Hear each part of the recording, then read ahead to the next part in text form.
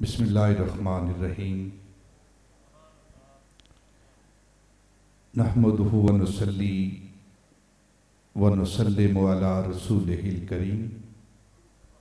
अम्मा बाद फ़ाऊज़ु बिल्लाहि मिनश शैतानिर रजीम। बिस्मिल्लाहिर्रहमानिर्रहीम।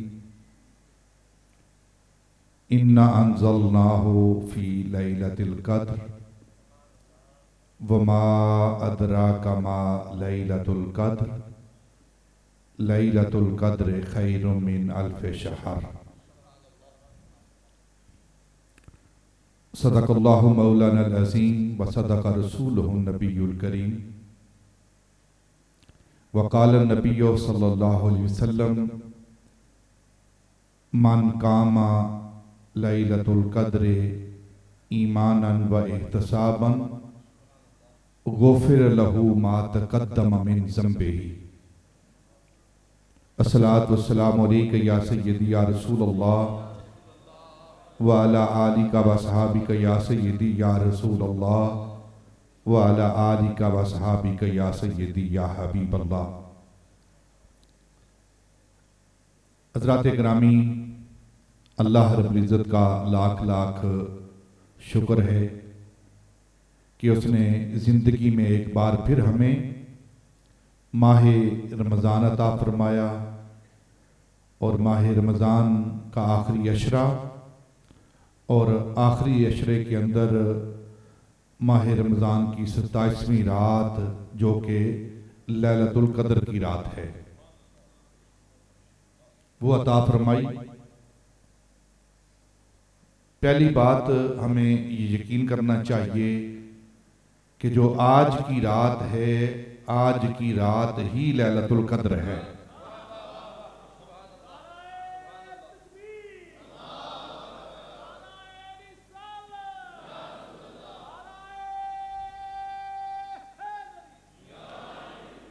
जब तक इंसान को यकीन ना हो उसे मंजिल नहीं मिलती। ठीक है, जब तक यकीन ना उसे मंजिल नहीं मिलती। इस्लाम के अंदर जितने भी फिरके पैदा किए गए हैं उनका एक ही मकसद है।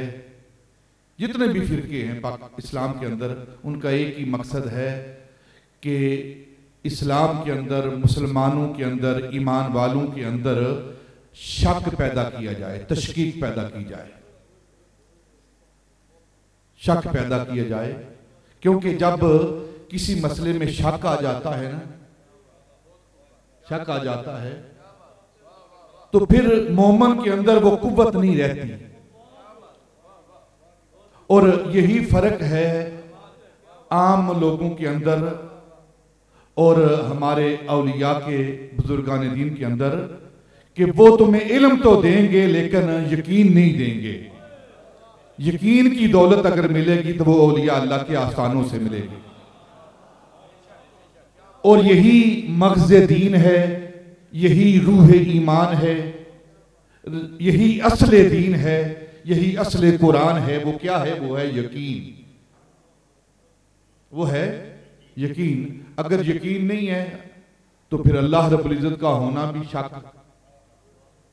अगर यकीन नहीं है तो फिर कुरान के बारे में भी शक। और जहां शक है वहां ईमान नहीं है। और यकीन जाने कि आज की रात ही लैलतुल क़द्र है। आज की रात ही लैलतुल क़द्र है। ये यकीन रखें अपने दिमाग के अंदर, अपने कल्ब के अंदर, अपने सीने के अंदर ये यकीन रखें। जब ये यकीन आ जाएगा तो उसके बाद फिर अगली बात करते हैं। फिर इसकी रात की कीमत पता चलेगी कि इस रात की कीमत क्या है। सारी किताबों का मुताला फरमा लें, तफासीर का मुताला कर लें। इस सूरत के तहत, सूरह क़द्र के तहत सारी तफासीर का मुताला कर लें। सहाबा की अक्सरियत सहाबा की, उनका ये यकीन है कि लैलतुल क़द्र 27वीं रात को है। अक्सरियत, हत्ता के कई सहाबा वो अल्लाह रब्बुल इज्जत की इज्जत बुजुर्गी की कसम उठाया करते थे। अल्लाह की इज्जत और बुजुर्गी की कसम उठाया करते थे कि अगर तुमने लैलतुल कद्र को हासिल करना है तो माह रमजान की 27वीं रात को आप लैलतुल कद्र पालोगे। जब ये यकीन आ गया है हमें कि आज की रात लैलतुल कद्र है, और फिर बहुत सारे अकवाल, बहुत सारी बातें उलमा ने लिखी हैं जो इल्मे हिंसा जानते हैं ना, तादाद, हरूफ की तादाद और उनके वजन को जानते हैं। वो कहते हैं कि लैलतुल कद्र जो है लफ्ज, ये जुमला, इनके हरूफ को अगर जमा किया जाए, इनके वजन को, इसकी कीमत को, तो लैलतुल कद्र का जुमला जो है, इसका वजन, इसके हरफ के जो हिंसे हैं वो 9 बनते हैं, वो 9 बनते हैं। और इस सूरत के अंदर 3 बार लैलतुल कद्र का ये जुमला आया है। इन्ना अनज़लनाहु फी लैलतिल कद्र वमा अदराका मा, 2 बार। लैलतुल कद्र खैरुम मिन अल्फे शहर, 3 बार। और 9 को अगर 3 के साथ 27, 9 को अगर 3 के साथ ज़रब दी जाए क्या बनता है? 27। तो गोया 27वीं रात ही लैलतुल कद्र है। और फिर कितने खुश नसीब हैं हम कि अल्लाह ने ये रात हमें अता कर दी है। हजरत शमऊन का वाकया आपने उलमा से सुना है। बनी इसराइल के आबिदीन में उनका शुमार होता था। एक इस उम्मत के आबिदीन हैं, इनके जो आबिद हैं, इस उम्मत के आबिद, उनका दर्जा पहली उम्मतों के आबिदीन से, इबादत गुजारों से अफजल है। बेशक वो एक लम्हे के लिए इबादत करें, क्योंकि नबी पाक की उम्मत है। ये पहली उम्मत जो गुजरी हैं बनी इसराइल के लोग, उम्मतें, उनमें आबिद किसको कहा जाता था? उन उम्मतों में जो 1000 माह, 1000 माह इबादत करे, अल्लाह की नाफरमानी ना करे, ना दिन को ना रात को, ना दिन को ना रात को अल्लाह की नाफरमानी ना करे, उसके हुक्मों को छोड़े ना, उसकी ताबियादारी करे, अल्लाह रब्बुल इज्जत के अहकाम पर पाबंदी करे। तो 1000 माह जो इबादत करता था उसको आबिदीन में, इबादत गुजारों में उसका शुमार होता था।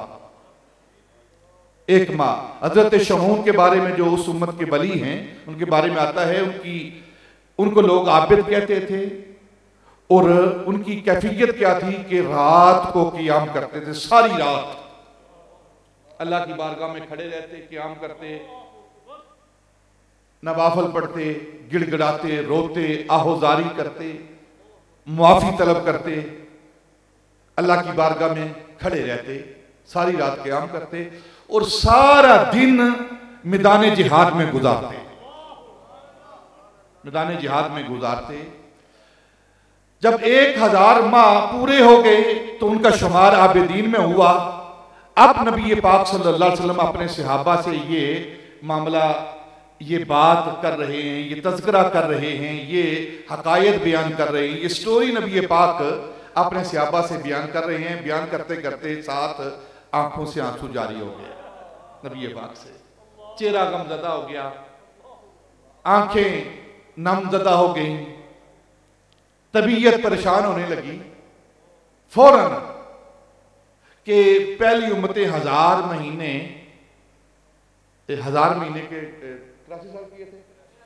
अल्लामा साहब ने 83-84 साल किए हैं। ये 83 या 84 साल बनते हैं। ये नबी पाक सल्लल्लाहु अलैहि वसल्लम हमारे आका वो आका हैं जो अल्लाह रब्बुल इज़्ज़त के दिए हुए अलूम में से सारे अलूम जानते हैं, सारे गैब जानते हैं। आपने जब देखा कि पहली उम्मतें हजार हजार महीने वो इबादत गुजारी करते हैं, मेरी उम्मत के लोग इनकी उम्रें थोड़ी हैं, उम्रें थोड़ी हैं, छोटी उम्रें हैं, तो मेरी उम्मत के अफराद हजार माह किस तरह इबादत करेंगे, इन सारे सवाबों से ये महरूम रहेंगे। तो अब दिल पर ये बात गरां गुजरी, चेहरे पर परेशानी आई, उम्मत का गम आया।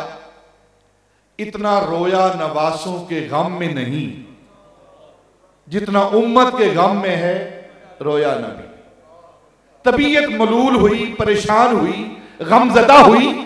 अल्लाह रब्बुल इज़्ज़त ने फौरन जबरील को भेजा, जबरील जा मेरे महबूब की बारगाह में, महबूब से कहो गमजदा क्यों होते हो, मलूल क्यों होते हो, परेशान क्यों होते हो। अगर पहली उम्मतों को मैंने लंबी उम्रें दी हैं तो कोई बात नहीं, आपकी उम्मत को एक रात देता हूं, उस रात के एक लम्हे में जो इबादत करेगा उसे हजार रातों का सवाब, हजार महीनों का सवाब दूंगा। नारे तकबीर, नारे रिसालत, नारे हैदरी। बस आपका उम्मती एक रात वो मस्जिद में आकर अपने घर में बैठकर पूरे इखलास के साथ अल्लाह की बारगाह में इबादत गुजारी करे तो उसका एक रात का जागना, लैलतुल कद्र का जागना, लैलतुल कद्र का क़ियाम, लैलतुल कद्र की इबादत, वो पहली उम्मतों के हजार महीनों से बेहतर है। और कह कौन रहा है? अल्लाह कह रहा है अपने महबूब से कि उम्मत को पैगाम दे दो, उम्मत को पैगाम दे दो, इन्ना अंज़लनाहु फी लैलतुल कद्र वमा अदराका मा लैलतुल कद्र लैलतुल कद्र खैरुम मिन अल्फ शहर। खुद ही एक सवाल उठाया, वमा अदराका मा लैलतुल कद्र, तुम क्या जानते हो? महबूब से नहीं कहा, महबूब से फरमाया ये उम्मत लैलतुल कद्र क्या जानती है। महबूब तो जानता है, महबूब तो जानता है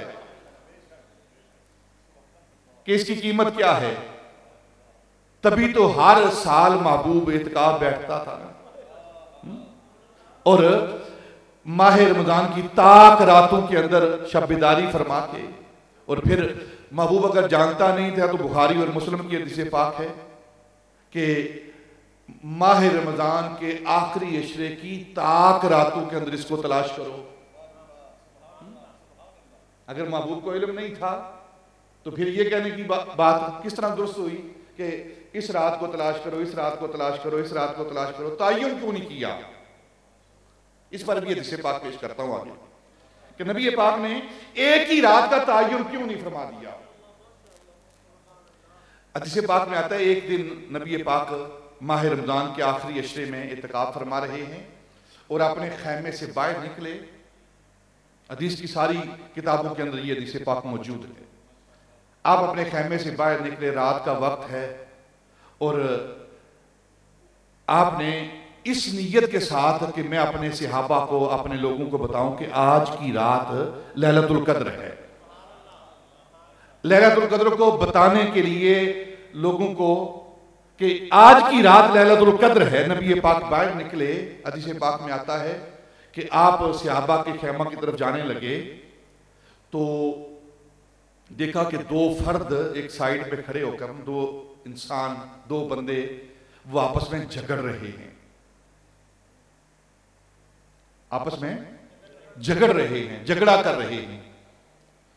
तो नबी पाक फरमाते हैं कि उनके झगड़ने की वजह से ना, क्योंकि अल्लाह रब्बुल इज़्ज़त ईमान वालों को आपस में झगड़ना पसंद नहीं करता, तो अल्लाह रब्बुल इज़्ज़त ने उनके झगड़े की वजह से मेरे दिमाग से, मेरे कल्ब से उसकी तायीन जो है वो उठा ली। तायीन को कि कौन सी रात नबी पाक बताने लगे थे, फौरन अल्लाह रब्बुल इज़्ज़त ने वो तायीन उठा ली। अब जहां सिर्फ दो फर्द झगड़ा करें, सिर्फ दो फर्द उम्मत के, मुआशरे के, शहर के दो फर्द झगड़ा करें वहां लैलतुल कद्र की तायीन को उठा लिया जाता है जहां सारी उम्मत ही झगड़ रही हो। पैगाम क्या है इस बात में? पैगाम यह है कि उम्मत झगड़े छोड़ दे, झगड़े छोड़ दे, इख्तलाफ करे, मुखालफत छोड़ दे, इख्तलाफ करे, मुखालफत छोड़ दे, क्योंकि इख्तलाफ अकल से होता है और करना चाहिए। नबी पाक ने फरमाया इख्तलाफ उम्मती रहमत, इख्तलाफ करे उम्मत लेकिन मुखालफत छोड़ दे। अपने आप को अल्लाह और रसूल ना बनाए बंदा। हमारी आदत ये बन चुकी है कि हम अपने आप को अल्लाह और अल्लाह के रसूल के दर्जे पर ले गए हैं। जिसने मेरी बात की मुखालफत की है, हमारा ये ज़हन बन चुका है, जो मैंने बात निकाल दी है मुंह से वही हरफ़े आखिर है, वही जिसने भी, पूरी कौम का ये हाल बन चुका है कि जो बात मैंने कह दी है ना, अब इसकी मुखालफत कोई ना करे, इसका रद्द कोई ना करे। ये हक अगर किसी को हासिल है कि जिसकी बात का, जिसके कौल का रद्द नहीं किया जा सकता, जिसके कौल की मुखालफत नहीं की जा सकती, वो अल्लाह की जात है या उसके रसूल की जात है? उसके रसूल की जात है। बाकी सब के साथ इख्तलाफ किया जा सकता है, बस कौम आपस में इख्तलाफ करे, मुखालफत ना करे, अपने कौल को, अपनी बात को हरफ़े आखिर ना जाने। तो नबी पाक सल्लल्लाहु अलैहि वसल्लम ने ये पैगाम दे दिया कि मेरी उम्मत अगर इकट्ठी हो जाएगी, इत्तेहाद कर लेगी, झगड़े छोड़ देगी, तो फिर अल्लाह रब्बुल इज्जत इसके लिए, ये तो माह रमजान की बात है ना, सिर्फ इसकी हर शब जो है उसे शबे कदर बना देगा, हर शब को शबे कदर बना देगा। और ये शबे कदर क्या है? अल्लाह रब्बुल इज्जत खुद सवाल उठाते हैं और खुद जवाब देते हैं। इन्ना अंज़लनाहु फी लैलतुल कद्र वमा अदराका मा लैलतुल कद्र, तुम क्या जानते हो ये लैलतुल कद्र क्या है? लैलतुल कद्र खैरुम मिन अल्फ शहर, ये 1000 महीनों जितनी नहीं, 1000 महीनों जितनी नहीं, खैरुम मिन अल्फ शहर, 1000 महीनों से बेहतर है, 1000 महीनों से बेहतर है। कितनी बेहतर है? सिर्फ 1000 महीने की बात ना करो, अल्लाह ने फरमाया 1000 महीनों से बेहतर है। कितनी बेहतर है? जिसने बनाया है इस रात को बेहतर, वो बेहतर बनाने वाला जानता है कि ये रात कितनी बेहतर है, ये रात कितनी बेहतर है। कदर का एक माना अल्लामा राग़िब अस्फ़हानी जो लुगत के इमाम गुजरे हैं, उन्होंने एक माना किया है। कदर का माना है कुदरत, कदर का माना कुदरत। कुदरत किसे कहते हैं? किसी काम के करने या उसके रोकने की ताकत, किसी काम के करने या किसी काम के रोकने की ताकत को कुदरत कहते हैं, कुदरत कहते हैं। और लैलतुल कद्र, कद्र से मुराद कुदरत। और अगर इस लफ्ज़ कुदरत की निस्बत अल्लाह की तरफ की जाए, लफ्जों की निस्बत होती है ना, अगर कुदरत की निस्बत अल्लाह की तरफ की जाए तो माना बनेगा तख्लीक, खलक करना, पैदा करना। और अगर इस कुदरत का लफ्ज, कुदरत का जो लफ्ज है, इसकी निस्बत मखलूक की तरफ की जाए तो फिर इसका माना होगा तकसीब, कसब, कसब करना, अमल करना। तो अगर लैलतुल कद्र, इस कदर जो कुदरत है, इसकी निस्बत अल्लाह की तरफ की जाए तो अल्लाह रब्बुल इज्जत पैदा करता है, तख्लीक करता है। क्या तख्लीक करता है? और अगर बंदे की तरफ की निस्बत की जाए तो बंदा अमल करता है, कसब करता है। क्या कसब करता है? बंदा इस रात को जागने का कसब करता है, अपने घर से मस्जिद की तरफ आने का कसब करता है, अमल करता है। बंदा क्या करता है? उसको क्या ताकत हासिल है कि वह अपने घर से वुजू करके, साफ कपड़े पहन के, नीयत लेकर, इरादा करके कि आज की रात मस्जिद के अंदर अल्लाह की बारगाह में उसके घर के अंदर गुजारूंगा। बंदा ये कसब करता है तो अल्लाह रब्बुल इज्जत उसे 1000 माह का सवाब पैदा कर देता है कि तूने एक रात इरादा करके, कसब करके, अमल करके तू मस्जिद में आया है, तो फिर मेरी कुदरत देख, मेरी ताकत देख, एक रात तू जाग रहा है और मैं तुझे 1000 माह का सवाब तेरे लिए पैदा कर रहा हूं। इस पर एक हदीस पाक है, एक दिन नबी पाक सल्लल्लाहु अलैहि वसल्लम एक कब्रिस्तान से आप गुजर रहे थे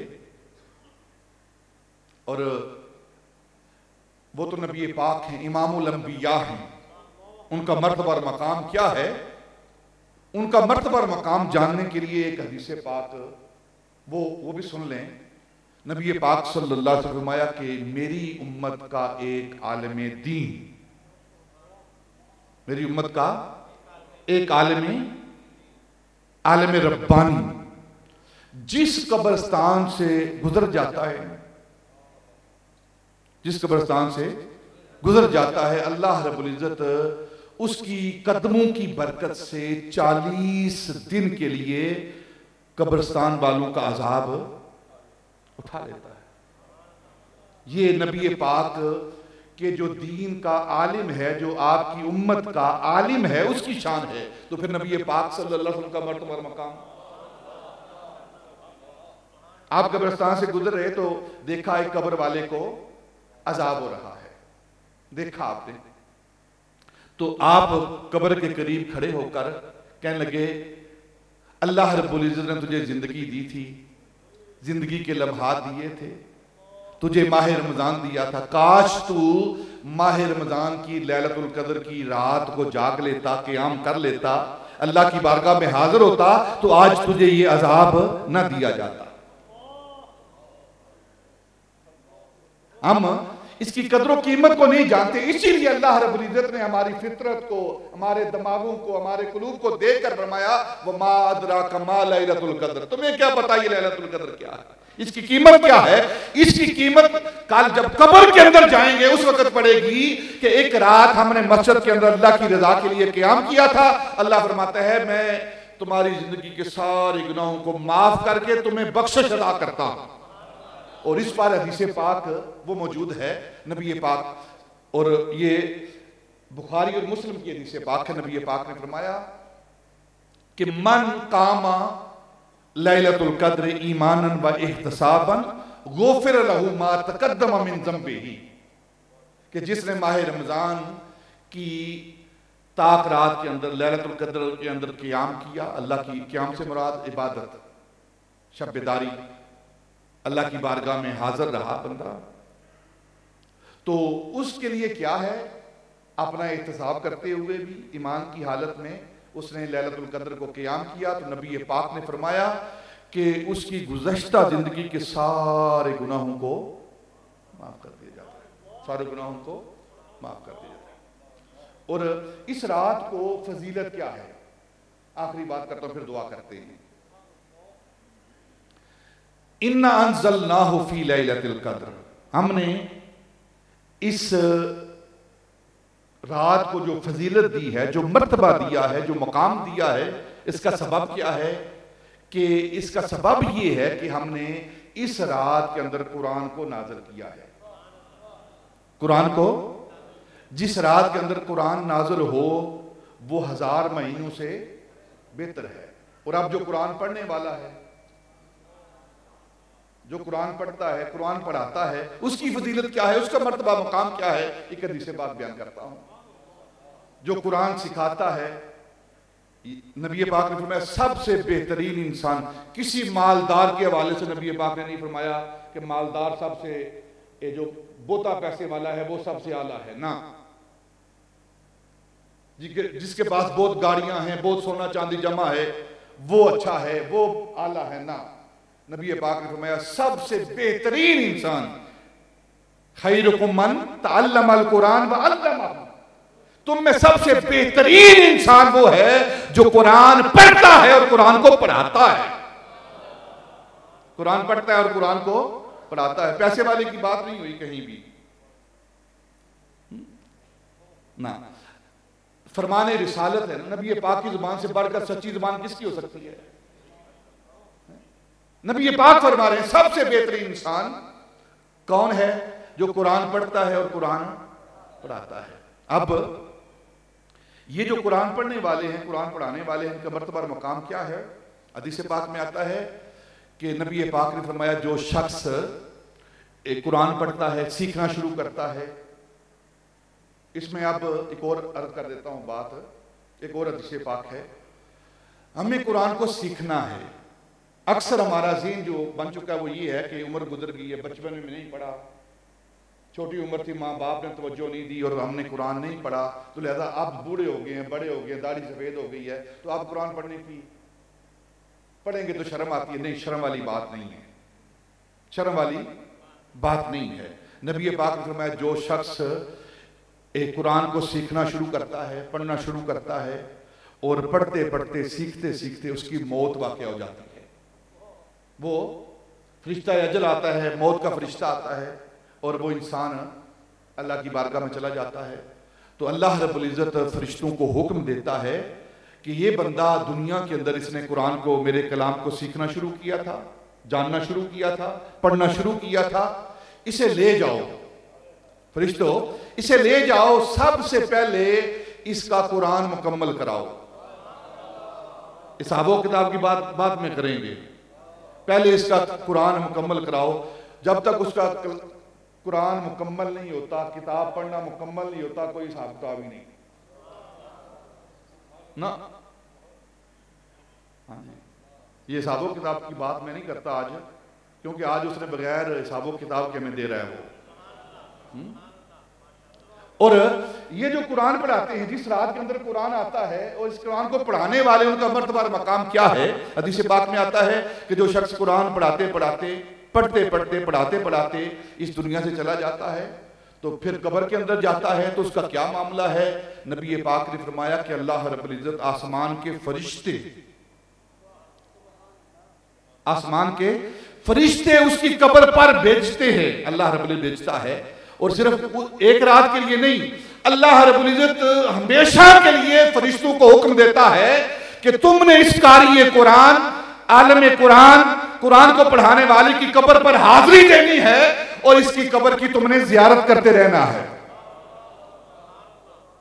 इस कुरान के पढ़ाने वाले की कब्र जो है उसकी खाक को तुमने जियारतगाह बनाना है। काबा भी जियारतगाह है, काबे की भी हम जियारत करते हैं, लेकिन काबे की जियारत करते हैं हम इंसान, और जो कारी कुरान है, आलम कुरान है, उसकी कब्र की जियारत करते हैं आकर अल्लाह के फरिश्ते। अल्लाह के फरिश्ते आकर उसकी कब्र की जियारत करते हैं। तो उसकी कब्र का क्या मामला है? उसकी कब्र की खाक का क्या मामला है कि जो रात जिसमें कुरान आए वो 1000 महीनों से बेहतर हो जाती है, और जो कुरान के पढ़ने वाला है, पढ़ाने वाला है, कुरान के लिए अपना माल खर्च करने वाला है, उसका मामला क्या है कि अल्लाह रब्बुल इज़्ज़त उसकी कब्र के अंदर उसे लटा के फिर फरिश्तों को हुक्म देता है, जाओ मेरे उस बंदे की जियारत करो, देखो वो कुरान पढ़ाता रहा है सारी उम्र। ये वो रात है। हमें चाहिए, मैंने इब्तिदा में एक बात की थी कि जो मदारस हैं हमारे, इनके अंदर जो बच्चे पढ़ते हैं, इनकी तहजीब, इनके एटिकेट्स, इनके अदाब भी देखें आप, इनका अदब एहतराम भी देखें। और जो स्कूलों का, मैं उस तलीम को मना नहीं करता, स्कूल कॉलेज की तलीम को, लेकिन सारा जोर ही उधर देना ना, सारा जोर ही उधर देना कि बच्चा ओ लेवल करे, ए लेवल करे, PhD करे। PhD पता क्या माना इसका PhD का? मेरे बच्चे करते हैं पिज्जा होम डिलीवरी, इसका मना करते हैं जो PhD। और दिमाग बिल्कुल बेचारे का ना एक बाल नहीं रहता ऊपर, और अकल एक जरा भी नहीं। हाँ, जितने टीवी पर बैठे हुए ना एंकर जो कहते हैं हमने PhD की है, उसका नतीजा क्या निकला कि उनके सर पर एक भी बाल भी नहीं है, चेहरे पर एक भी बाल नहीं, जैसे अब्दुल मालिक जैसे लोग हैं ना, पता नहीं लगता कि मर्द है कि औरत है। कहते हैं हमने PhD की हुई है ना, वल्ला बिल्ला जो कुरान पढ़ने वाला है PhD जो है ना उसके कदमों की खाक के बराबर भी नहीं है। और फिर सारे जमाने ने देख लिया है, सारे जमाने ने देख लिया है कि कुरान पढ़ने वालों ने और जो लोगों उन लोगों के पास जो कुरान पढ़ने वाले हैं उलमा, उनकी मजलिस में बैठने वाले हैं, उन्होंने सबसे ज्यादा SOPs पर अमल किया है, दूसरे लोगों ने अमल नहीं किया। बाजारों के अंदर जो हालत है, और फिर हमारे मीडिया वाले भी, उन्हें सारा जोर मस्जिदों पे लगाया है, मस्जिदें बंद करो, पता नहीं क्या तकलीफ है इनको सारे। और ये एजेंट हैं उन यहूदो निसारा के, इनका कोई दीन मजहब नहीं है, ये मीडिया वाले, इनको कोई दीन मजहब नहीं है, इल्ला माशाअल्लाह कुछ होंगे नेक बंदे बीच में, लेकिन अक्सरियत ये एजेंट हैं। जो पैसा दो, जिसके जो पैसा देगा उसकी बात करेंगे, उसकी बात करेंगे। जितना टारगेट मस्जिद को बनाया गया है, आपने देखा है, हर कैमरे वाला आया उसने मस्जिद की सफेद गिन के फिर फासला नाप के फिर जाकर दिखाया ऊपर। मंडियों के अंदर क्या हुआ है, चारा मंडी के अंदर, गल्ला मंडी के अंदर, सब्जी मंडी के अंदर क्या क्या हुआ है, बाजारों के अंदर, ये शॉपिंग सेंटर के अंदर क्या हुआ है, मॉल्स के अंदर क्या हुआ है, सारे अंधे बने रहे हैं। ये किसने दिखाया, किसने दिखाया? इजहार किस चीज का हो रहा है? जो बुग़्ज़ है ना अंदर, दिमाग के अंदर, सीने के अंदर, दीन का, अल्लाह और अल्लाह के रसूल का जो बुग़्ज़ है वो उन्हें दिखाया है, अपना इजहार किया है, अपने अंदर का इजहार किया है। और जो कुछ अंदर होगा यतरशा हो माफिल इना, अरबी का मकूला है, जो कुछ बर्तन के अंदर होता है वही छलकता है, वही छलकता है। हमारे सीनों के अंदर, हमारे दिमागों के अंदर अल्लाह अल्लाह का रसूल है, उनकी मोहब्बत है, बच्चों की मोहब्बत है, वो छलक रही है। और उनके दिमागों के अंदर दीन की मोहब्बत है, वो छलक रही है। उनको वो नसीब उनका और हमारी ये नसीब हमें, हमें ये मुबारक अल्लाह और अल्लाह के रसूल की मोहब्बत, मस्जिद की मोहब्बत और उन्हें दीन की मुखालफत, वो मुबारक उन्हें। और पता चल जाएगा कल क़यामत के रोज, आंखें बंद होने दो, फिर पता चलेगा कि क्या करते रहे हैं। तो आज की रात लैलतुल कद्र की रात है, हमें यकीन जानना चाहिए आज की रात अल्लाह रब्बुल इज़्ज़त ने हमारे लिए बनाई है और ये अता की है हमें। और ये एक रात इंशाअल्लाह उसके फजल से, उसके करम से हमारी गुज़श्ता ज़िंदगी के सारे गुनाहों को अल्लाह माफ़ फरमा देगा। तौबा कहते ही इसे हैं, तौबा कहते ही इसे हैं कि इंसान आइंदा गुनाह ना करने का इरादा करे, इसको तौबा कहते हैं।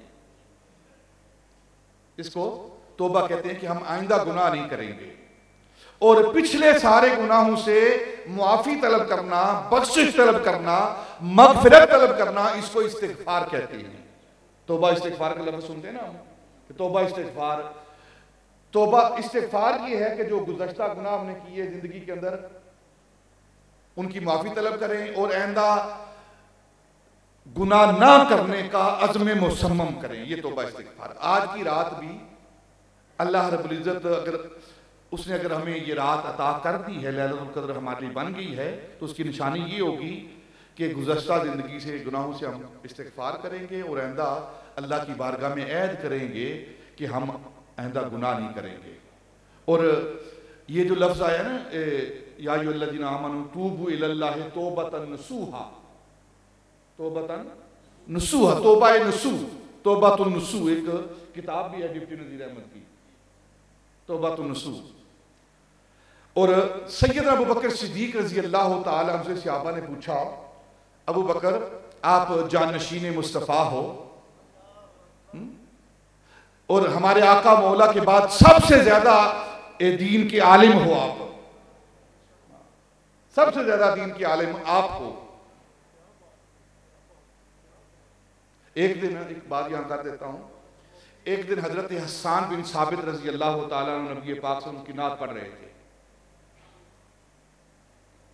हजरत हसन बिन साबित बड़े मारूफ नात खान नबी पाक के, पढ़ रहे थे। तो आपके नस्ब पर उनने अशार लिखे हजरत हसन बिन साबित ने। तो कुछ अशार पढ़े तो नबी पाक ने फरमाया हसन बैठ जाओ नीचे। आसान है, नीचे बैठ जाओ। ये शेर दोबारा ना पढ़ना जब तक अबू बकर को दिखा ना लो, तस्हीह ना करा लो। पहले इन अशार को अबू बकर तस्हीह करेगा, सही करेगा, उसके बाद तुमने आके मेरे सामने ये पढ़ने हैं।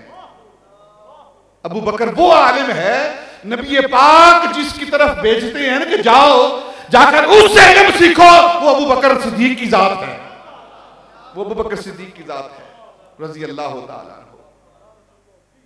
तो सैयदना अबू बकर सिद्दीक रजी अल्लाह तआला अन्हु सहाबा ने पूछा कि आप बताओ तौबा तो नसूहा का माना क्या है, मफहूम क्या है, मुराद क्या है? तो आपने फरमाया तौबा तो नसूहा का माना ये है, मुराद ये है कि जिस तरह जानवर के थनों से दूध निकलकर वापस थनों के अंदर नहीं जा सकता,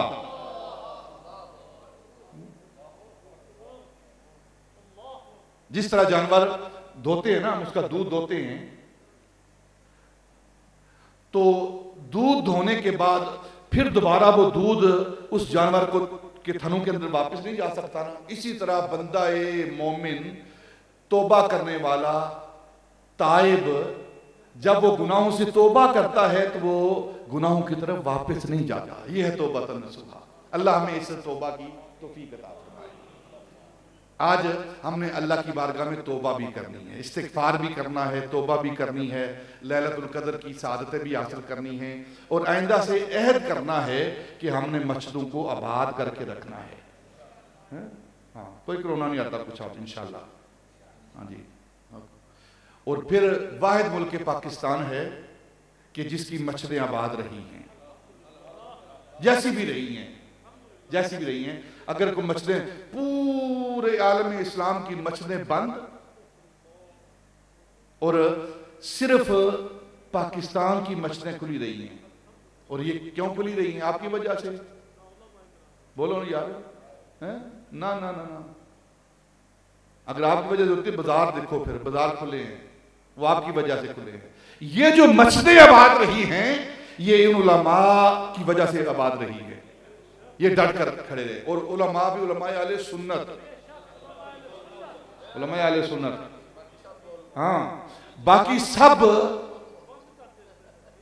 आपने देखा है, मीडिया देखते हैं ना, ये भी चीजें देखा करो, इस एंगल से भी देखा करो कि कौन कितना बोला है और किस अंदाज में बोला है, किस अंदाज में बोला है। गूंगे शैतान की तरह पीछे बैठ गए और एक ही बंदा बोलता रहा है। और यही मैं बार बार कहता हूं कि हमारे उलमा जो उलमाए आले सुन्नत हैं, इनकी शान क्या है। मैं अक्सर एक जुमला कहता हूं इनके बारे में, ये गुनहगार तो हो सकते हैं, ये उलमाए आले सुन्नत गुनहगार तो हो सकते हैं, लेकिन नबी पाक और नबी पाक के दीन के गद्दार नहीं हो सकते, दीन के गद्दार नहीं हो सकते।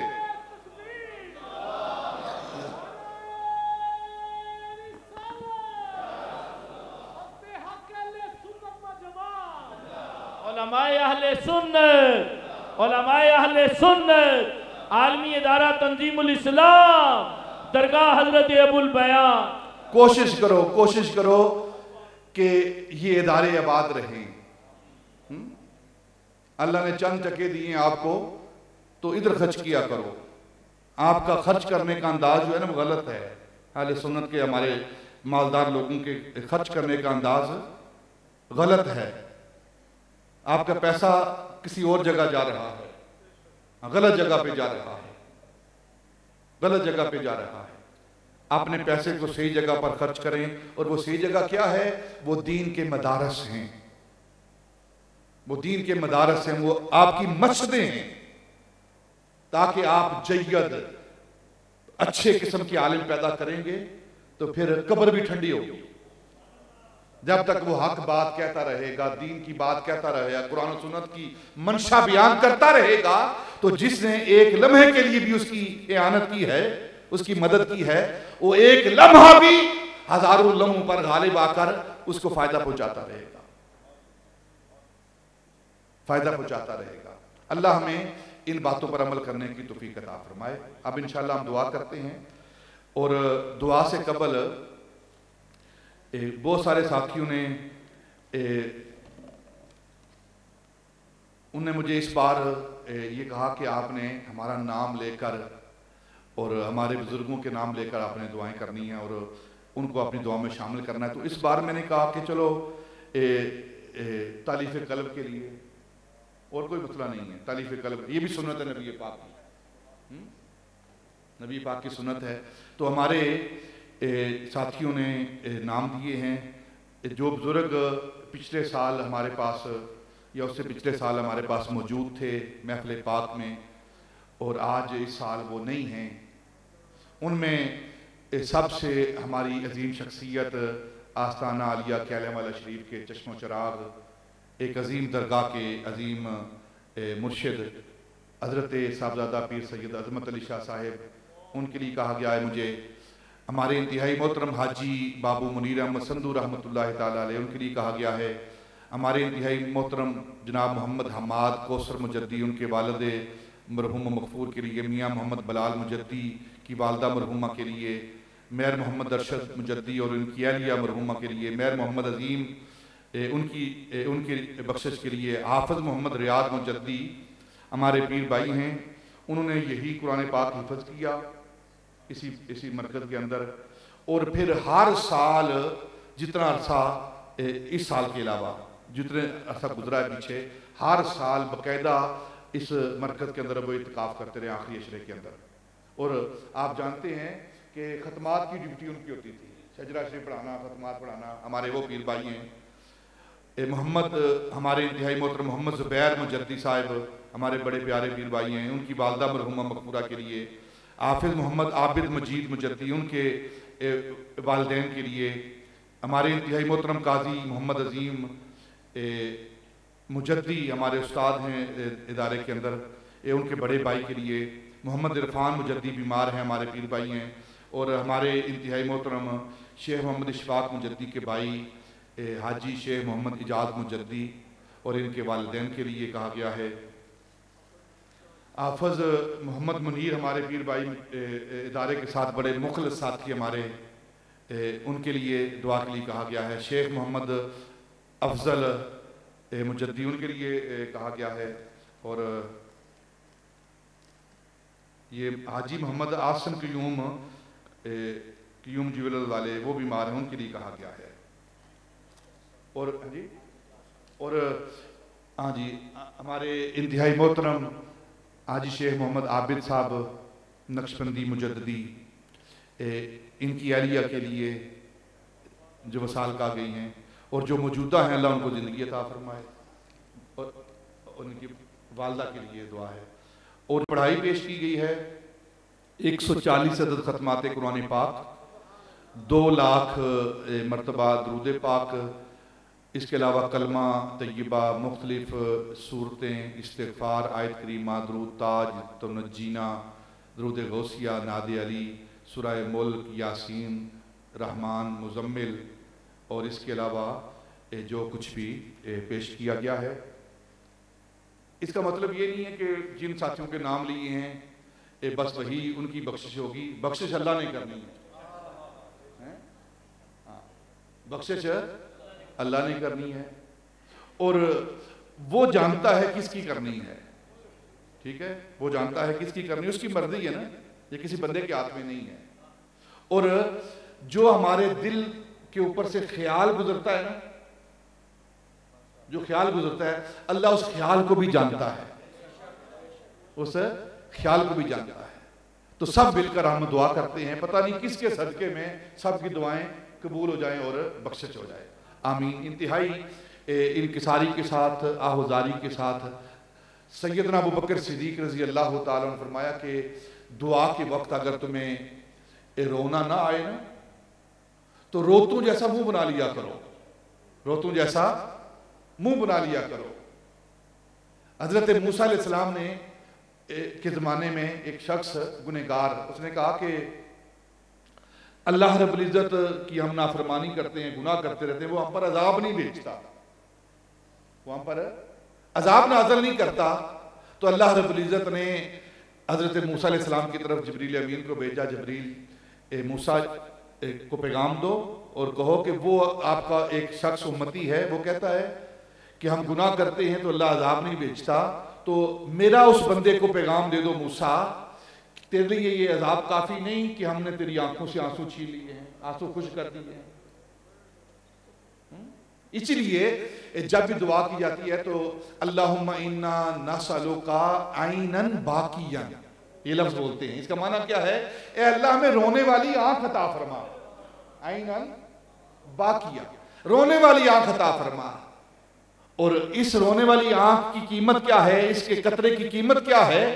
अभी ये कतरा आंख से बाहर नहीं निकलता, आंसू का कतरा जो अल्लाह के खौफ और अल्लाह की मोहब्बत में निकलता है, अभी ये आंखों से बाहर नहीं निकलता, अल्लाह रब्बुल इज्जत अपने उस बंदे की बख्शिश फरमा देता है। तो आज इनकी सारी, और फिर अपने गुनाहों को याद करके,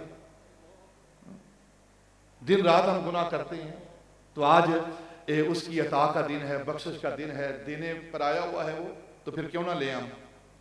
ठीक है, तो मिलकर हम दुआ करते हैं, अपने गुनाहों को अपने सामने रखें, एक दूसरे को देखने की कोशिश नहीं, बस अपनी तरफ देखें, अपने मन की तरफ झांकें, अपने गुनाहों को याद करके अपने अल्लाह के हुजूर हाजिर हो जाएं और मिलकर हम दुआ करते हैं। आमीन।